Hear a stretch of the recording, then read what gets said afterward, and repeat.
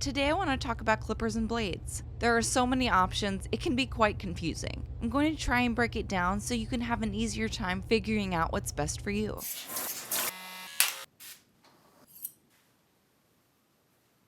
I'm going to break the clippers down into 3 types: A5 clippers, 5-in-1 clippers, and detailing clippers. The main workhorse clipper that groomers use is an A5 clipper. All of these are different brands, but they all accept A5 blades, so the brands are interchangeable.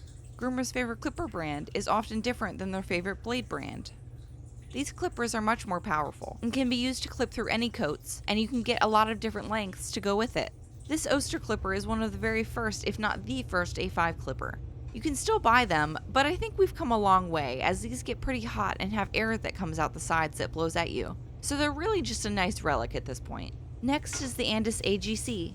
This is a lot of people's first clipper, including mine, just not this specific one. Then I moved on to their 5-speed.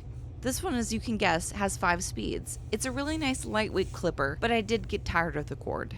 Now there are cordless A5 clippers, but because the battery is in the clipper, they can be fairly heavy, so some people still opt to use a corded.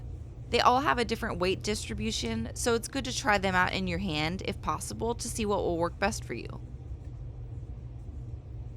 5-in-1 clippers have an adjustable blade that lets you achieve multiple lengths with the same blade. Unlike A5 clippers, the blade brands are not usually interchangeable.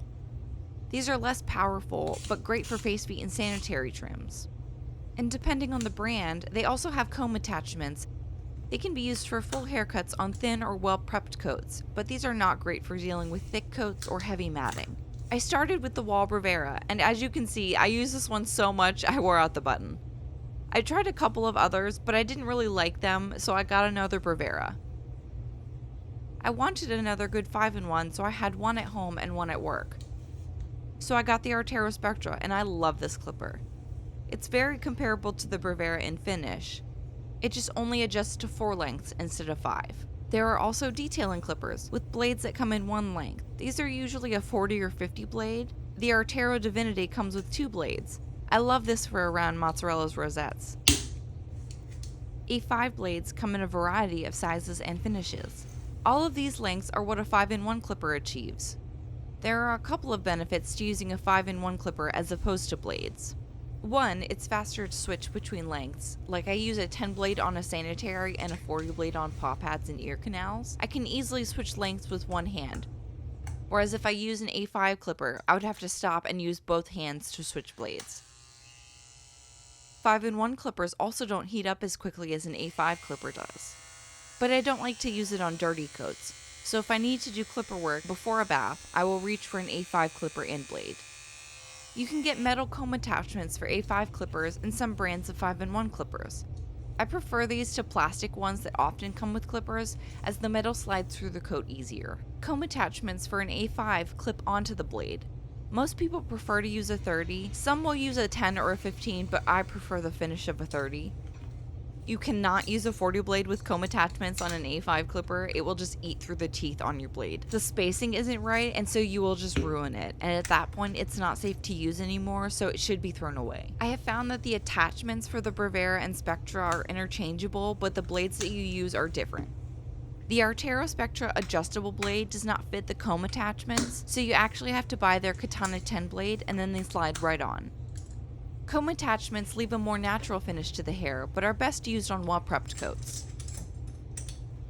A lot of these comb lengths come in blade lengths. These are great for clipping through matted or tangled hair, and some people prefer blades to clip combs. It's all in personal preference. Different brands have different ways of labeling their blades and comb attachments. It can be pretty dumb, honestly, so it's best to go off the length listed to know what it is. Generally, the bigger the number, the shorter the blades will cut. So a 40 blade is the shortest blade I own. Then we have a 30, a 15, a toe blade, 10, 9 on the 5-in-1, 8.5, 7, 5, 4, 3. Then the blades switch to the lengths, so it's 5/8, 3/4, and 1 inch, which I don't have. Most comb attachments only go up to 1 inch, but there are a couple of companies that have them in longer lengths. I have these two by Oster, a 1.25 and a 2 inch. These leave the hair very uneven, so you will definitely have to scissor over the top to get a nice finish. There are also some wide versions and skip tooth. Skip tooth are basically missing every other tooth. They were made to give a more natural finish like on terriers, but they are more dangerous with the bigger spacing, so most people don't use them anymore, as comb attachments give a similar finish. When you get an A5 clipper, it usually comes with a 10 blade already on. The front of the blade has screws. You want to ignore these. Only your sharpener should be loosening or tightening these screws, as it can mess up the tension of your blade. You want to push up on this lever with one hand, and then use your other hand to push the blade back to lift the hinge. Then you can lift off the blade. To attach a blade, you want to put this square latch on your clipper into this spot on the back of the blade. Then you want to turn on your clipper and press the blade down so it latches. The mechanism of the clipper has an easier time attaching the blade when the clipper is on first. To add an attachment comb, you want to make sure you have a 30 on your clipper, and then select the length that you want. There are clips on the underside that are spring-loaded. Hook these onto the bottom of your blade,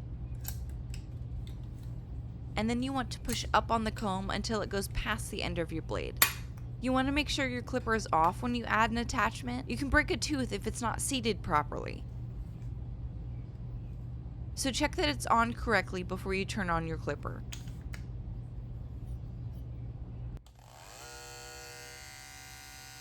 Comb attachments for 5-in-1s are different than A5. Instead of clipping on, they slide on. You want to make sure that you brace the blade with your left hand when you slide on the attachment. I've accidentally pushed off the blade before. I've had a lot of trial and error finding what clippers work best for me.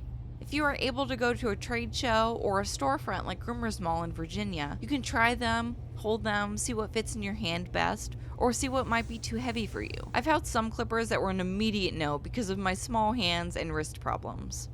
I hope this video helps you navigate the wide variety of pet clippers and blades that are available. If you learned something, like the video, comment any questions you have, subscribe to learn more, and thank you for watching.